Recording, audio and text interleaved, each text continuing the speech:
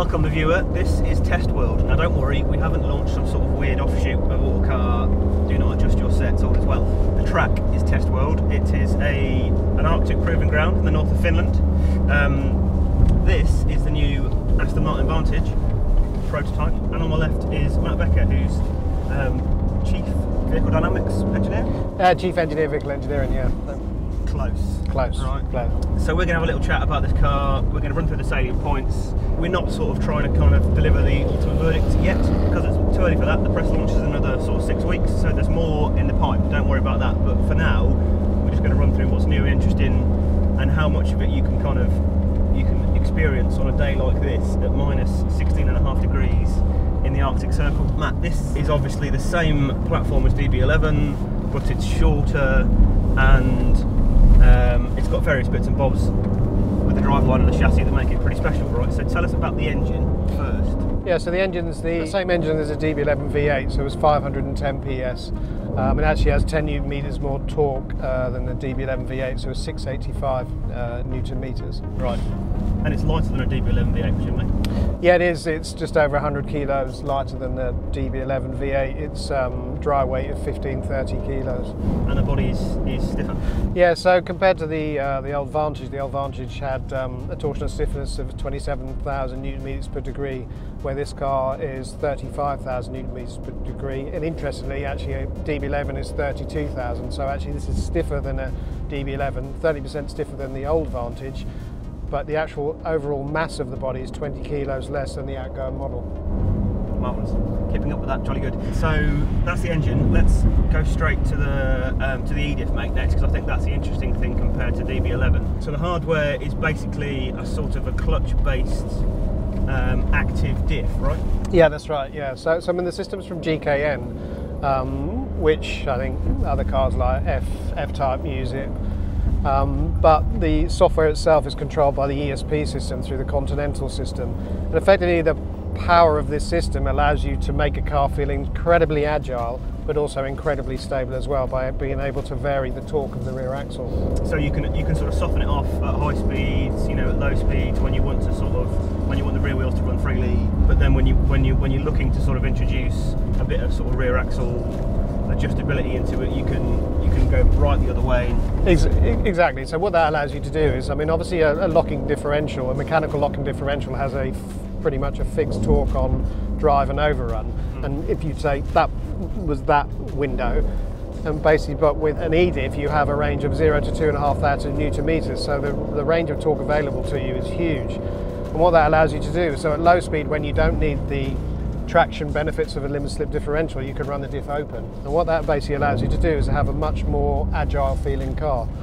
And so you can tune the car to feel very agile, because you've got this EDIF as a tool that you can make then the car feel more stable at high speed by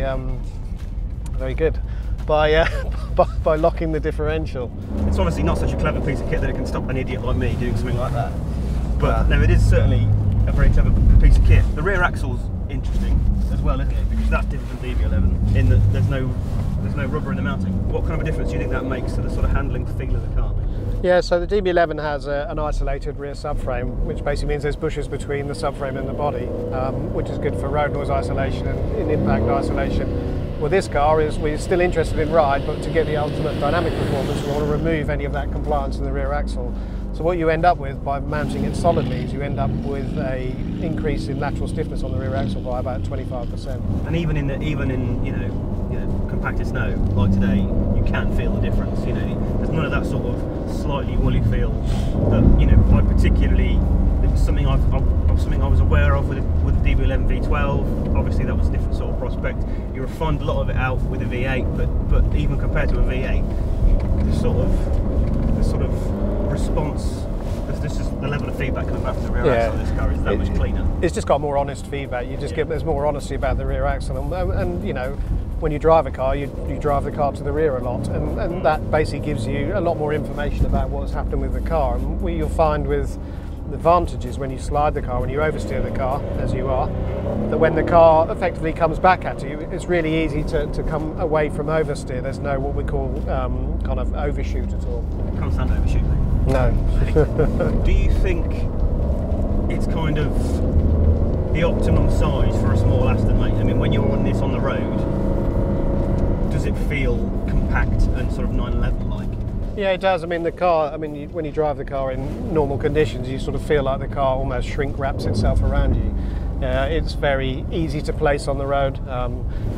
As I said, the steering is very, very honest. You didn't spin that time, that was very good. And it is, but it's what I like about this car is the playful nature it has. Obviously, in these conditions, it's not that difficult to slide a car around with just over 500 horsepower and rear-wheel drive on low grip conditions. But actually, when you drive in higher grip conditions as well, the car has a real, what I'd say, playful nature, and it's really rewarding to, the way you can oversteer the car now in low mu conditions or low grip conditions, you can do the same in high grip conditions. But because it has this honesty about it, it's very rewarding. What about the sort of performance level? That's something we can't obviously get much of a feel for. No. It's a big step up from the old Vantage. It is, and a lot of it comes from the engine. So the peak torque of the engine at 685 Newton meters is just under 2,000 RPM. So you don't have to go searching for the performance at all. The other thing that this car has different to DB11 is that it actually has a shorter final drive ratio as well. Okay. So DB11 is 2.7 and this is 2.9, and what that means is the ratios effectively are slightly shorter. And so acceleration is pretty explosive on this car on the road. There's no shortage of performance. It sounds really noisy as well. I mean, different again from DB11. And, obviously we knew that was different to all the AMG sort of iterations anyway. But it's kind of like the V8's gone into a completely different sort of place again. Yeah, well, we basically, because obviously, we explained at the launch of the DB11 V8 is that car was the GT car, so we wanted like a less AMG-like, so less bassy sort of sound quality. And we wanted the engine or the sound character to have a warmer feel, where this car has much more frequency content throughout the entire rev range. And there's basically two exhaust systems. There'll be a standard twin exhaust, and then there's an optional quad exhaust, which the quad exhaust just gives you more content. Quad exhaust is fitted to this car, and I think this sounds great. The other thing we have done is introduced a few pops when you shift gear as well. I mean, you may not notice so much here today because we're not at high load and high RPM, but when you're driving on the road in high conditions, you'll get more of a pop when you shift gear. You become a bit like a child all the time. It's quite fun. Difficult to judge it on a day like today on a track like this. Obviously the impression we're getting is one that it's very flattering to start off with, but also it's one that you're not going to. An average Vantage owner is not going to be spending an awful lot of time on ice tracks skidding about in their car. But it does sort of make the point quite neatly that it's a really nicely balanced and sort of predictable, friendly sort of thing. And I don't think the Vantage has always been like that. It hasn't always had that easy sort of benign feel to it, because you maybe couldn't feel what the rear axle was doing quite as well in the old car. You probably could have done what we're doing today, but we probably wouldn't have found it as easy. No, I mean, the good thing about this car is basically it rewards all drivers of all levels. So you don't have to be a hero to extract the most from it. You can be a regular driver and still get a lot of fun from the car, because of its honesty. It tells you what the car is doing, it talks to you. And I think what that does is that then encourages you as a driver to go further and further with it.